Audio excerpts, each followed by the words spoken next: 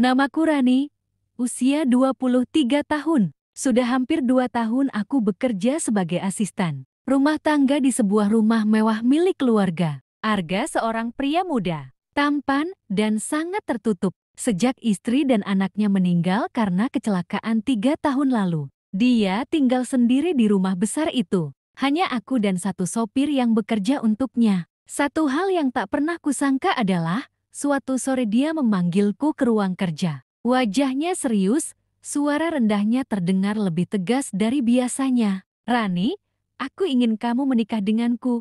"Siri." Aku mengerutkan kening, berpikir aku salah dengar. Tapi ekspresinya tak main-main. Aku mencoba tertawa gugup, menunggu dia ikut tertawa. Tapi tidak ada tawa dari wajahnya yang datar. "Aku serius. Kamu akan tetap tinggal di sini, tetap bekerja seperti biasa. Tapi statusmu berubah. Aku suamimu, dan kamu istriku. Aku akan bayar kamu 100 juta. Dek, dunia seperti berhenti berputar. Kenapa? Saya.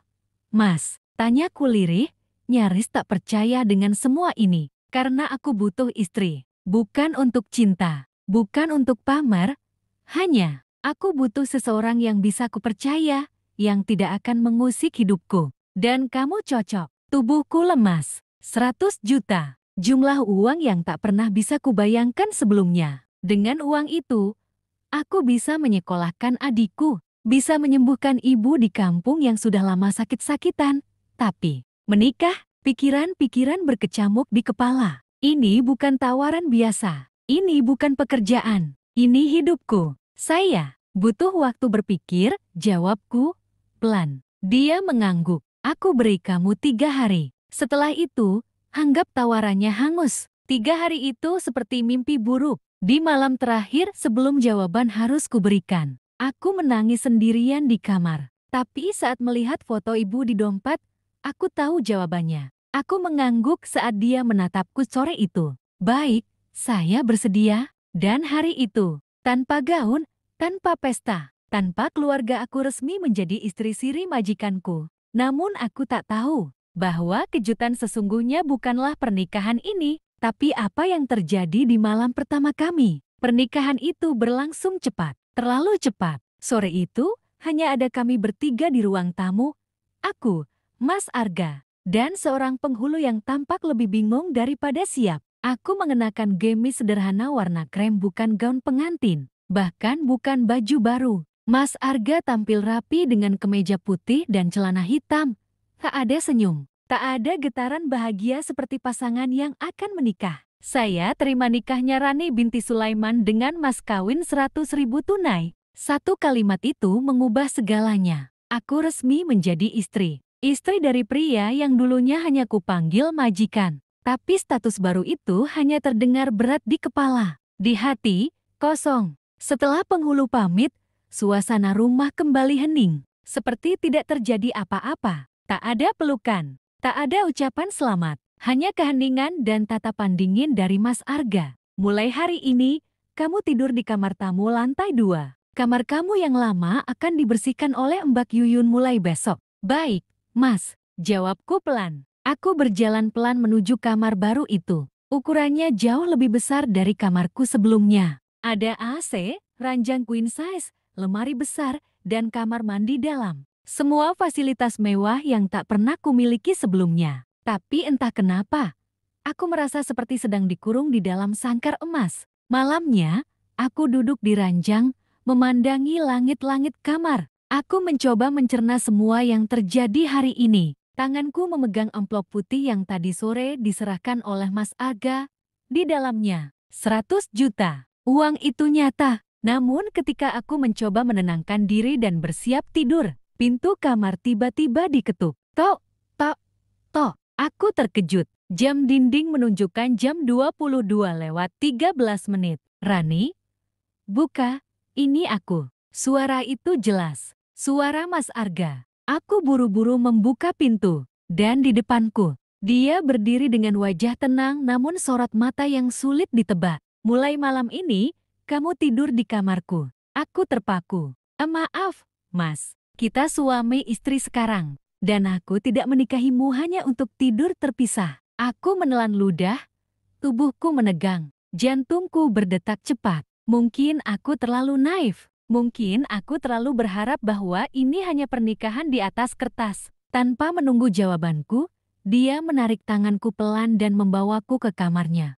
Malam itu adalah awal dari kejutan-kejutan yang tak pernah kuduga. Dan aku belum tahu permintaan sebenarnya yang akan dia ucapkan saat kami mulai masuk ke dalam kamarnya. Aku berdiri canggung di tengah kamar utama. Kamar yang selama 2 tahun ini hanya bisa kulihat dari kejauhan saat membersihkannya. Kini, aku akan tidur di dalamnya bukan sebagai pembantu, tapi sebagai istri.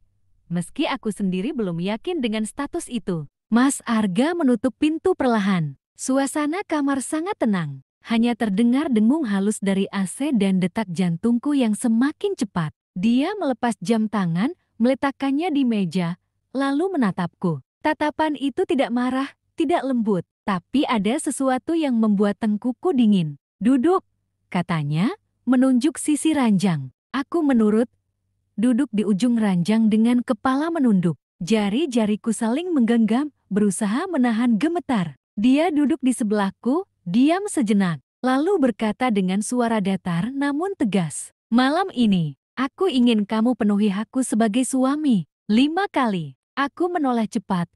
Mataku membelalak. Apa? 5 kali? Ulangnya, seolah sedang menyebut angka yang biasa saja. Aku tidak ingin hanya formalitas. Kamu sudah dibayar. Dan aku butuh kamu malam ini. Aku terdiam. Lidahku keluh. Nafasku mulai sesak. 5 kali. Bahkan 1 pun aku belum pernah. Ini terlalu cepat. Terlalu tiba-tiba. Tapi bagaimana aku bisa menolak? Aku bukan istri yang menikah karena cinta. Aku istri karena uang. Aku bukan perempuan yang punya ruang untuk berkata tidak. Saya belum pernah. Mas, bisikku lirih, nyaris tak terdengar. Dia menatapku lama. Ada sedikit perubahan di matanya. Antara kaget dan kasihan, kamu masih perawan? Aku mengangguk pelan. Dia menarik napas panjang, memejamkan mata sebentar. Lalu dia berdiri, berjalan ke arah jendela, membelakangi aku. Maaf, aku terlalu keras barusan, katanya. Suaranya lebih pelan sekarang. Kamu boleh tidur di sini malam ini, di ranjang, tapi aku tidak akan menyentuhmu. Malam ini, aku terkejut, tidak yakin apakah aku lega atau justru bingung. Tapi aku hanya bisa mengangguk, meski dia tak melihat. Aku merebahkan tubuh perlahan. Masih dalam keadaan berjilbab dan berpakaian lengkap. Sementara dia duduk di kursi malas, memejamkan mata dengan kepala bersandar. Malam itu, kami tidur dalam satu kamar, tapi tak satu ranjang. Namun aku tahu, ini bukan akhir. Ini hanya penundaan. Dan cepat atau lambat, aku harus menghadapi permintaan yang sejak tadi berputar di kepala. 5 kali, 3 malam setelah malam pertama yang tertunda itu, suasana rumah mulai berubah. Mas Arga tak lagi sekaku sebelumnya. Setiap pagi dia menyapaku kadang hanya dengan anggukan. Kadang dengan sekilas senyum tipis yang membuatku salah tingkah. Tapi aku tahu, senyumnya bukan berarti dia melupakan janjinya sendiri. Malam keempat, pukul 11 malam. Aku baru selesai mengganti sprei kamar dan sedang bersiap kembali ke kamarku. Tapi langkahku terhenti ketika aku melihat Mas Arga berdiri di depan pintu kamarnya. Menatapku. Masuk, katanya pelan. Tanpa tanya, aku melangkah masuk. Jantungku berdetak cepat, seperti malam pertama lagi. Kali ini, tidak ada kata-kata basa-basi. Tidak ada permintaan maaf. Tidak ada penundaan. Kamu sudah siap? Tanyanya. Aku mengangguk, meski tubuhku belum siap sepenuhnya. Tapi aku tahu, malam ini tak bisa dihindari. Dia mendekat, tangannya menyentuh pipiku, dingin, tapi perlahan menjadi hangat. Tatapan matanya dalam, seperti menyimpan sesuatu yang belum bisa dia ucapkan. Tak ada paksaan, tapi juga tak ada pilihan. Malam itu adalah malam di mana aku benar-benar menjadi istrinya. Entah berapa jam berlalu, aku tak bisa menghitung waktu. Hanya yang kurasakan adalah tubuhku letih, lelah, dan kosong.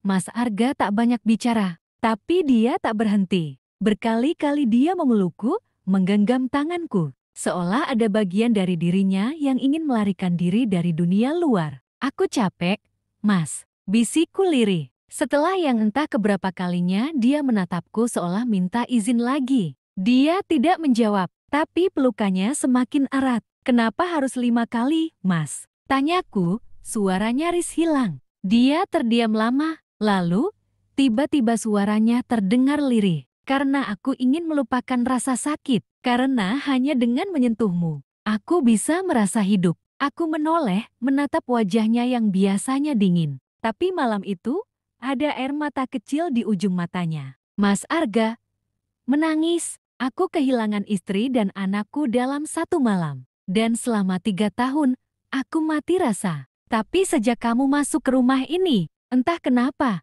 aku merasa bisa bernapas lagi. Aku tahu, aku egois. Aku tahu, ini semua salah. Tapi kamu satu-satunya yang buat aku merasa hangat. Aku hanya bisa terdiam. Air mataku ikut mengalir, bukan karena lelah, tapi karena hatiku mulai goyah. Malam itu, bukan sekadar tubuhku yang dipeluk, tapi juga hatiku, yang perlahan-lahan mulai terbuka. Pagi itu, aku terbangun lebih dulu dari Mas Arga. Cahaya matahari menembus tirai tipis, menyapu wajahnya yang tertidur tenang di sampingku. Untuk sesaat, aku hanya diam memandangi wajahnya. Dia tampak berbeda, tidak seperti majikan yang dulu kutakuti, atau pria dingin yang meminta jatah 5 kali di malam pertama. Di wajah itu, kutemukan kelelahan, tapi bukan karena semalam. Kelelahan yang lebih dalam, seperti seseorang yang terlalu lama memikul beban yang tak terlihat. Aku turun perlahan dari ranjang, mengambil selimut dan menyelimutinya dengan hati-hati. Tapi sebelum aku sempat berbalik, tangannya menggenggam pergelangan tanganku. "Kamu mau kemana?" Suaranya Paro, masih setengah mengantuk. "Saya mau siapkan sarapan, Mas." Dia menarikku pelan kembali ke ranjang. Bukan dengan paksa, tapi dengan sesuatu yang anehnya. Terasa seperti takut ditinggalkan. "Temani aku sebentar lagi." Dan untuk pertama kalinya, aku tidak merasa diperintah. Aku merasa diminta. Siang itu, kami duduk bersama di balkon lantai 2. Biasanya aku hanya menyajikan teh dan pergi. Tapi kali ini, dia menyuruhku duduk diam, menemaninya. Angin berhembus lembut, membawa aroma teh melati yang baru kuseduh. "Kamu tahu kenapa aku menikahimu?" Tanyanya tiba-tiba. Aku menoleh pelan. "Karena Mas butuh istri." Tanpa drama, dia tersenyum tipis. "Itu sebagian, tapi ada alasan yang lebih dalam." Aku diam, menunggu kelanjutannya. 3 tahun lalu, aku kehilangan istri dan anakku dalam kecelakaan mobil. Istriku hamil besar waktu itu. Aku menyetir. Kami sedang bertengkar, aku kehilangan kendali. Mobil tergelincir. Mereka meninggal di tempat. Aku selamat. Mataku membesar. Napasku tercekat. Sejak itu, aku tidak bisa tidur. Aku sering mimpi buruk. Aku takut menyentuh perempuan. Tapi rasa sepi itu membunuhku pelan-pelan. Sampai kamu datang. Aku menunduk. Air mataku mengalir tanpa bisa kutahan. Kamu kerja tanpa banyak tanya. Kamu hormat. Kamu sabar. Kamu tidak pernah menatapku dengan takut atau mengasihani. Aku butuh seseorang di sampingku, bukan untuk jadi istri dalam artian umum, tapi seseorang yang bisa menahanku agar tidak jatuh lagi. Aku merasa dadaku sesak. Semua kemarahan, ketakutan, dan rasa tak nyaman yang sempat kupendam tiba-tiba berubah menjadi iba. Bukan karena dia lemah, tapi karena luka yang dia pendam terlalu dalam. Dan untuk pertama kalinya, aku menggenggam tangannya tanpa diminta. "Saya di sini, Mas.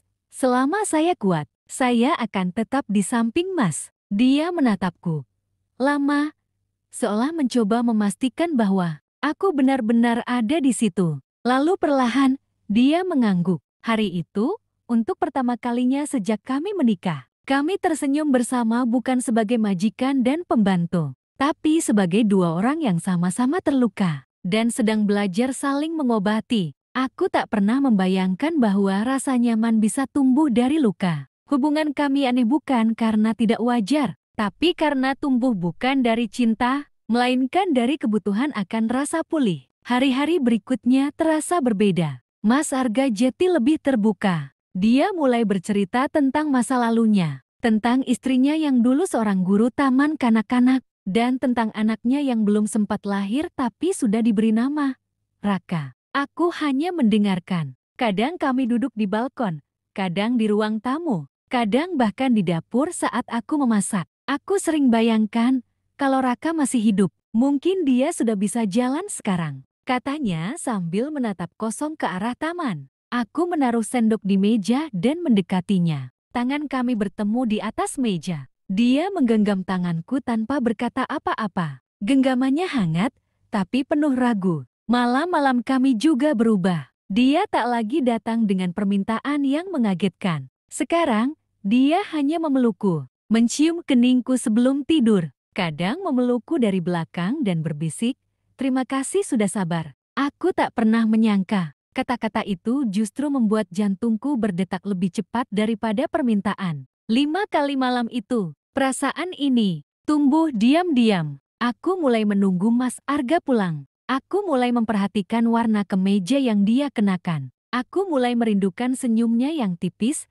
yang dulu tak pernah muncul. Dan aku mulai takut-takut jika semua ini hanya sementara. Satu malam, saat dia memelukku dari belakang, aku memberanikan diri bertanya, "Mas, kalau nanti saya jatuh cinta, gimana?" Dia terdiam. Pelukannya sedikit mengendur. "Kenapa kamu tanya begitu?" "Karena saya rasa saya sudah mulai jatuh cinta." Aku menutup mata, tak sanggup menatap reaksinya. Tapi kemudian, tangannya justru meraih wajahku, membalik tubuhku agar berhadapan dengannya. Aku juga takut mengakuinya. "Tapi kamu satu-satunya orang yang membuatku ingin hidup lagi, Rani." Malam itu, untuk pertama kalinya, dia menciumku dengan lembut. Bukan karena hak sebagai suami, bukan karena kontrak yang mengikat, tapi karena perasaan. Dan untuk pertama kalinya, aku membalas ciumannya, karena aku pun ingin memiliki dia. Bukan sebagai majikan, tapi sebagai pria yang kupilih dengan hati. Cinta itu aneh, kadang tumbuh tanpa suara, di tempat yang tak semestinya, dari dua hati yang sama-sama terluka. Tapi yang lebih aneh lagi, saat cinta itu hadir, semua yang dulu terasa penting, jadi tak berarti, termasuk uang 100 juta yang dulu mengikat kami. 2 minggu berlalu sejak malam aku dan Mas Arga mengakui perasaan masing-masing. Rumah ini sudah terasa seperti rumah sungguhan, bukan lagi tempat kerja, bukan lagi ruang yang membungkamku dalam peran seorang istri bayaran. Tapi aku tahu, ada satu hal yang belum selesai. Uang itu, 100 juta, masih tersimpan rapi di laci meja kamarku, tak pernah kusentuh. Setiap kali melihatnya, aku merasa berat, karena cinta tak seharusnya dibayar, apalagi diawali dari transaksi. Malam itu, aku memberanikan diri bicara, "Mas, soal uang itu, boleh saya kembalikan?" Dia menoleh, keningnya berkerut. "Kenapa?" "Karena saya menikah bukan untuk dibayar. Saya tidak ingin cinta kita tercampur dengan nilai yang bisa dihitung. Kalau ini soal kepercayaan, saya sudah percaya Mas.